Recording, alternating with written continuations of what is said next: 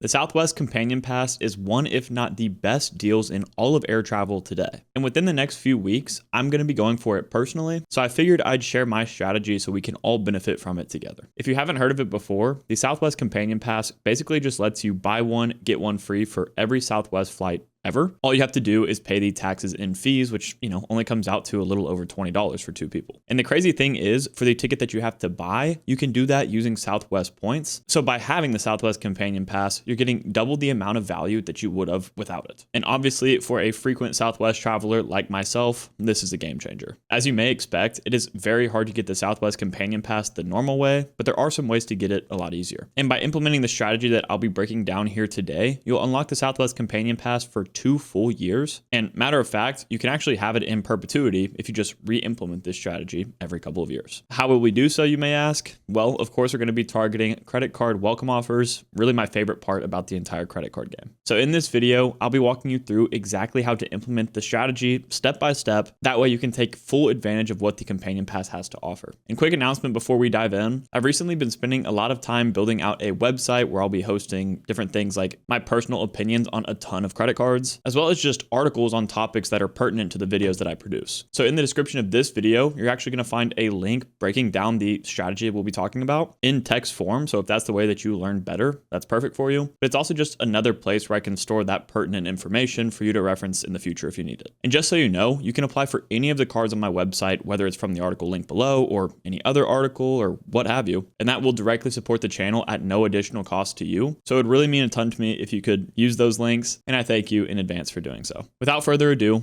let's dive in. To start, I think it's important to go over the rules and regulations that surround the Companion Pass. That way we have a better understanding of what we're actually getting ourselves into here. So boiling it down, there's only 2 ways that you can actually earn the Southwest Companion Pass. That being either 1, by flying 100 flight segments with them, or 2, by earning 135,000 tier qualifying points with Southwest, and both options need to be done within a calendar year. If you were to try to go with the flight segment route rather than by earning the Southwest points, those have to be purchased flights only, which does include flights booked by flight credits, Southwest vouchers, or gift cards, but does not include any flights redeemed with miles. Connecting flights also don't count towards this either, so this just is a really tricky way to go about it. So if you're anything like me and you want to maximize your value, earn Companion Pass the quickest, we'll be going the 135,000 Southwest qualifying points in a year. There are many different ways to earn these points, including, of course, flying with Southwest, using their shopping portal or dining program, or booking through their partners in their travel portal. But the best way to earn points quickly is going to be by using their credit cards. And that's not actually just with the earning categories on their cards if you were to apply for those, but the welcome offers also count towards this limit. And before we get into each of the Southwest cards and decide which one's going to fit our strategy best, I want to note that for one, if you have any Southwest credit card, on the first business day of each calendar year, you'll earn a boost of 10,000 Companion Pass qualifying points, which of course drops that 135,000 point requirement down to 125,000. And secondly, as I kind of alluded to already, the way that the Southwest Companion Pass works is that it's effective not only in the year that you earn it, but also the entire following year. So of course, the timing of hitting the minimum spending requirements for these welcome offers that we'll be talking about later is essential to the strategy.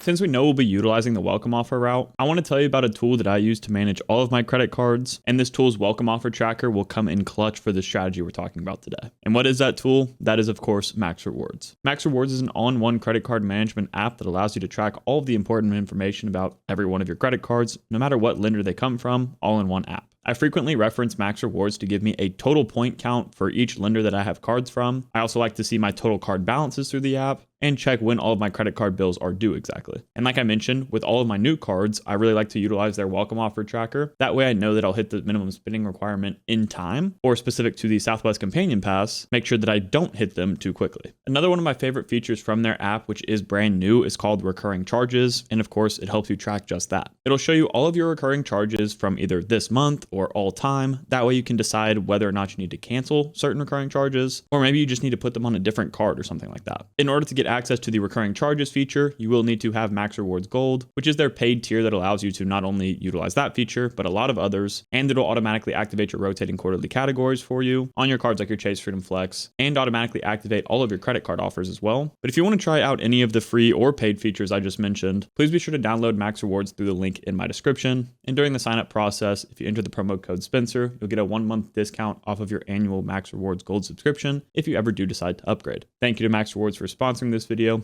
as always, but let's get back into the content. Now that we have the rules and requirements covered, let's quickly touch on each of the Southwest credit card products to help us decide which ones we want to use. As a broad overview, all of the Southwest credit cards are co-branded with Chase, and there are 3 personal cards and 2 business cards, and all of them have annual fees on them. And while you may be thinking initially that picking the 2 cards that have the lowest annual fee combination is best, I'd rethink that, especially when considering the fact that Southwest is making a ton of changes to their seating assignments and stuff like that in 2025. So even though you maybe don't want to have the highest annual fee cards with them, funny enough, with Southwest, as I'll be explaining later, the highest annual fee cards usually have the lowest effective annual fees out of the options. And speaking of all of the options, on the personal side, we have the Southwest Plus card at a $69 annual fee, the Southwest Premier at a $99 annual fee, and the Southwest Priority card at a $149 annual fee. On the business side, we have the Southwest Premier Business at a $99 annual fee, and the Southwest Performance Business at a $199 annual fee. And while we're in this section, it's important to talk about all the application rules that apply to these cards because, again, this is the entire strategy, applying for these cards and hitting those welcome offers. For all of the cards, the biggest rule we have to consider is the Chase 524 rule, which basically just states that if you've been approved for 5 or more personal credit cards from any lender in the past 24 months, you will automatically be denied for your next Chase credit card application. And since these are Chase co-branded credit cards, of course, the rule applies to them. But specific to the personal cards now, the first rule has to do with the card family restrictions, which state that if you already have a Southwest personal card, you cannot open another one unless you've product changed or canceled that one. And there's also one specific rule related to the welcome offers with the personal cards, that being that if you've gotten a welcome offer on any Southwest personal card in the last 24 months, you cannot get the welcome offer on another one. Moving over to their business cards, the rules are a little bit more lenient. The first being that you cannot currently hold the specific card that you're trying to apply for again. And 2, you cannot receive the bonus on that particular card if you've gotten it within the last 24 months. So instead of it being family rules, it's specific to the exact business card that you're going for. So as you're probably able to gather, the only real way to go for the Southwest Companion Pass through the welcome offers is by either getting 1 personal and 1 business card or 2 business cards. If you do go the 2 business card route, there's another rule that comes into effect, and all you'll have to do is wait 31 days between the 2 applications, or you'll be automatically denied. However, of course, if you do want to get the 1 business and 1 personal, there's no rule saying that you can't even apply for them on the same day. Just be aware that if you do that, you're probably going to have to call the Chase reconsideration line to get that second one pushed through, but technically that is possible. Now it's time for us to choose the exact cards we want to use to complete our strategy. We know that we need 135,000 Southwest qualifying points. Well, really only 125,000 since we're going to get the 10,000 point boost by just holding a Southwest card. So let's look at all of these cards' base welcome offers to see what combination will get us there. Luckily for us, the personal cards are really easy. They come with a base welcome offer of 50,000 points for spending $1,000 in 3 months. But for the business cards, you have 2 options. The Southwest Premier Business usually gives you 60,000 points for $3,000 worth of spend in 3 months. And the Performance Business gives you a base of 80,000 points for $5,000 worth of spend in 3 months. So in reality, there's only one combination that doesn't get you to the 135,000 points needed, and that would be a Southwest personal card with the Premier Business. The quick math there is that if you got both of those cards, the welcome offers would give you 110,000 points, plus 6,000 more points if you were to get just 1x back on all of the spend towards those bonuses. Add the 10,000 qualifying points boost for holding one of the cards, and you're at 126,000 out of the 135,000 points needed. But again, pair any personal card with the Performance Business, and you're already done. I will note too that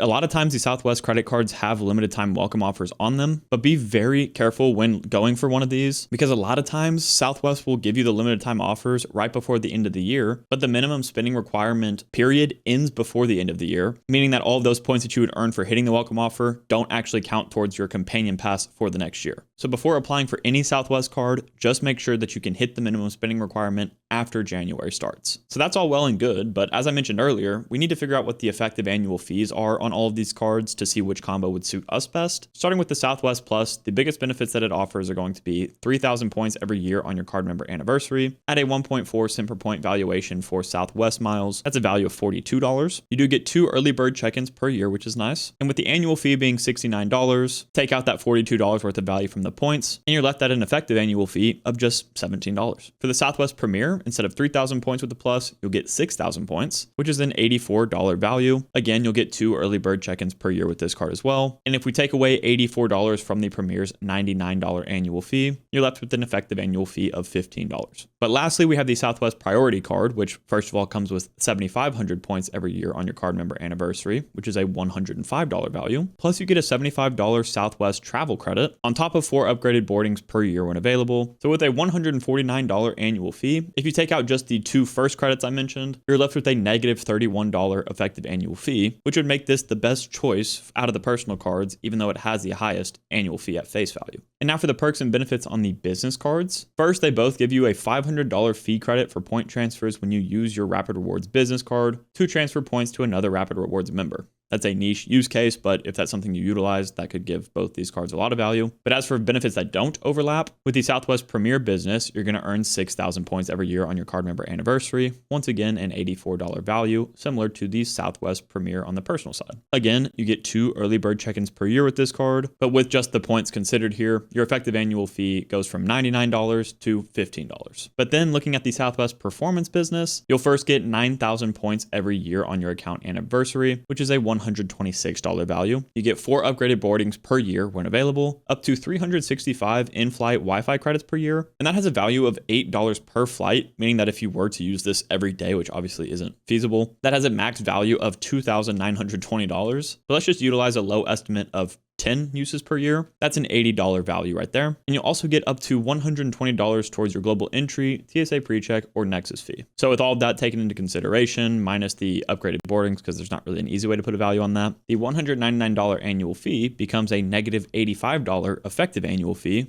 Once again, making the most expensive business card option technically the best choice if you'll actually use the benefits on it. And since we see that fact shine through in the personal and business cards, I personally plan on going for the Southwest Priority and Southwest Performance Business to complete this strategy for myself. And speaking specific to my situation, the timing in which I get each of these cards is very important. And that's because right now I'm sitting at 424 with Chase. So if I want any shot at actually completing the strategy, I have to go for the Performance Business card first and then add the Priority after it, since that would push me back up to 524. If I did it the other way, I'd screw myself out of the companion pass for at least another year, and I would still have to go for 2 business cards if I did it next year, because I would have screwed up my eligibility with the personal cards. So please just pay attention to these application rules before you commit to getting one of these cards so you don't mess it up. Now that of course is specific to my situation, but what sequence should you be getting them in if you're in a different situation? I still think that if it were up to me, I would go for the Southwest Performance Business card first, and then add the Southwest Priority card after it. And the main reason for that is because of the minimum spend requirements. With the Performance Business card having a minimum spend requirement of $5,000 in 3 months, compared to the Southwest Priority card having a minimum spending requirement of $1,000, I would start with the Southwest Performance Business earlier on in the year, and then add the Priority card closer to the end of the year since it just has such a low requirement. And speaking of application timing, we know of course that we cannot hit the minimum spending requirement on either of these cards before January 1st. So to find the best application dates, we need to backtrack 3 months at a maximum. To keep things easy here, I would say that it's best to go for the first credit card that you apply for in mid-October through mid-November, because if you apply in mid-October, you'll have until mid-January to complete the minimum spending requirement, and waiting any longer than that is completely fine too. The most important thing is that you don't complete either of the minimum spending requirements before the start of the year. Personally, I plan on going for the Performance Business on November 1st because that's just kind of what works the best with my roadmap right now. But what exact date you go for them is completely up to you.